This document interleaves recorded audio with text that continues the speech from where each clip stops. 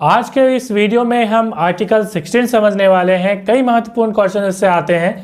आपके दिमाग में भी कई सारे क्वेश्चन आते हैं, जैसे कोई सरकार जो है रोजगार देती है तो कौन से आर्टिकल के तहत देती है, यदि आपसे क्वेश्चन पूछा जाए। या जो रिजर्वेशन देती है, ओबीसी को जो रिजर्वेशन दिया वो उसकी हिस्ट्री क्या है, कौन से कमीशन ने दिया। इस तरह के सवाल आते हैं एग्जाम में। और भी कई तरह के एग्जाम में सवाल आएंगे, जैसे 50% से ज़्यादा रिजर्वेशन नहीं होना चाहिए, कौन से केस में जो है सुप्रीम कोर्ट ने पहली बार कहा था।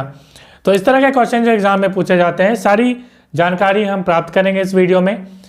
और आर्टिकल 16 जिसे हम कहते हैं लोक नियोजन के विषय में अवसर की समता, बेसिकली ये राइट टू इक्वलिटी के अंदर आएगा। आपको बता दें ये फंडामेंटल राइट का तीसरा वीडियो है। 2 वीडियो ऑलरेडी मैंने बनाया हुआ है, प्लेलिस्ट में बनाया हुआ है फंडामेंटल राइट, आप जाकर देख सकते हो 2 वीडियो। ये तीसरी वीडियो है। तो फंडामेंटल राइट 12 से 35 के अंदर होता है, ये हमें पता है। ऑलरेडी 12 से 15 हमने किया हुआ है।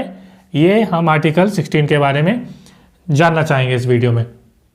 बता दें कि आर्टिकल 14 से 18 के अंदर जो है वो है राइट टू इक्वलिटी, मीन्स समानता का अधिकार।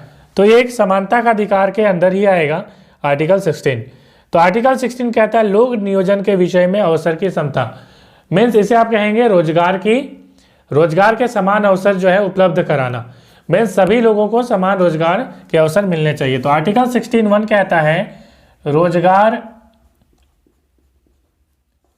की समानता, ये तो सबसे पहला करता है धारा 1, आर्टिकल 16 की धारा 1। दूसरी धारा कहती है कि 7 आधार हैं जिसके बेसिस पे आप जो है भेदभाव नहीं कर सकते, कोई भी राज्य जो है वो भेदभाव नहीं कर सकती। 7 आधार हैं। क्या 7 आधार है वो 7 आधार हमने 5 आधार आर्टिकल 15 में भी पढ़ा था। क्या क्या वो आधार थे? 2 इसमें एक्स्ट्रा आधार है। 5 आधार क्या थे पहले आप समझिए, जैसे धर्म है, जाति है, लिंग है, उसके बाद है जन्म स्थान, राइट, उसके बाद मूल वंश है। तो इस तरह से ये 5 आधार जो हैं पहले हमने आर्टिकल 15 में पढ़ा था। आर्टिकल 16 में और एक है रेसिडेंस, जिसे हम निवास स्थान कहेंगे, रेसिडेंस निवास स्थान। और जो 7वां है वो है उद्भव, राइट।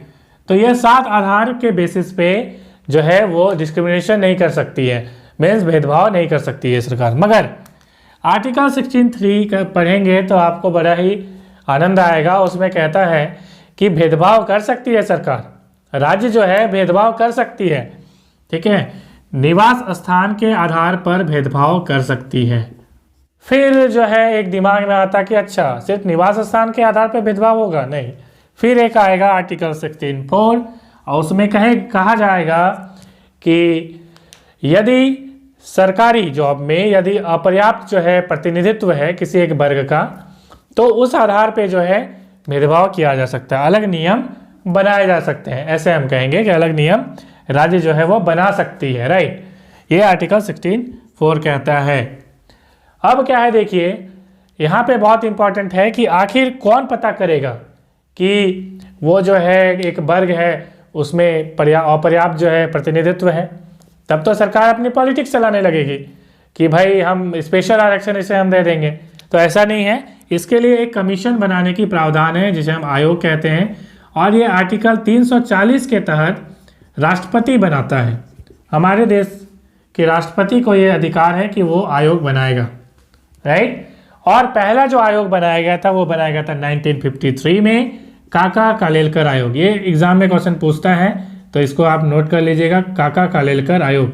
ये 1953 में बनाया गया। इसने 2 साल के बाद ही अपनी रिपोर्ट सौंपी। बेसिकली क्या होता है कि एक आयोग बनता है, वो अपनी रिपोर्ट सौंपता है सरकार के पास, और सरकार माने या ना माने वो सरकार पर डिपेंड करता है। तो आर्टिकल आप जानते हैं कि 340 के तहत राष्ट्रपति ने आयोग बनाया, काका कालेलकर आयोग। उसने अपनी रिपोर्ट 1955 में सबमिट करी, मगर तत्कालीन जो सरकार थी उसने इसकी रिपोर्ट को जो है वो नहीं माना। आगे चलकर क्या होता है, 1978 का समय आता है और उस टाइम के पीएम थे मोरारजी देसाई। मोरारजी देसाई क्या करते हैं, एक जो है आयोग बनाते हैं। आयोग पे आयोग आपको पता ही रहता है। तो मोरारजी देसाई जी एक आयोग बनाते हैं और वो आयोग होता है बीपी मंडल, बिनेश्वरी प्रसाद मंडल कमीशन, जिसे मंडल आयोग के नाम से भी जाना जाता है। अब ये कमीशन क्या करती है, 1980 में अपनी रिपोर्ट सौंपती है, मगर तब तक मोरारजी देसाई की सरकार चली जाती है, विदा हो जाती है। अब क्या होता है, जो सरकार आती है वो इसके जो डिसीजन है, इनकी जो रिपोर्ट है वो नहीं एक्सेप्ट करती है।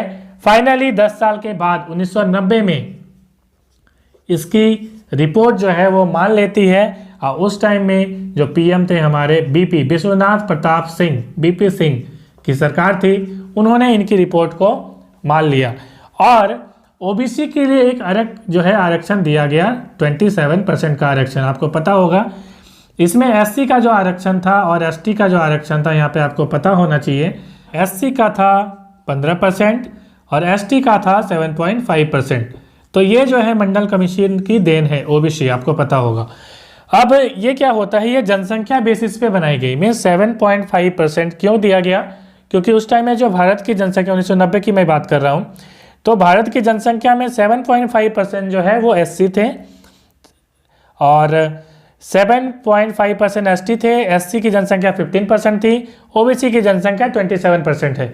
तो इस तरह से अलग अलग राज्य जो है अलग अलग, आपको पता है कि जो आरक्षण रहता है एसटी का अलग वहाँ पे होता है, तो वो डिपेंड करता है कि उस राज्य में उस एससी की जनसंख्या कितनी है, एसटी की जनसंख्या कितनी है, ओबीसी की जनसंख्या कितनी है, उस पर डिपेंड करेगी। आप अपने राज्य के जो आरक्षण है आप लिख सकते हैं कमेंट में कि कितने आरक्षण एससी एसटी ओबीसी को दी गई है।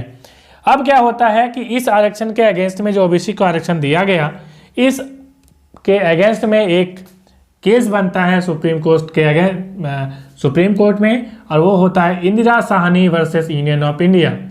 Indira Sahni versus union of India. इसमें क्या होता है, देखिए इसमें निकल के आती है, जो सुप्रीम कोर्ट का डिसीजन होता है वो ये होता है कि 50% से ज़्यादा आरक्षण नहीं दी जा सकती।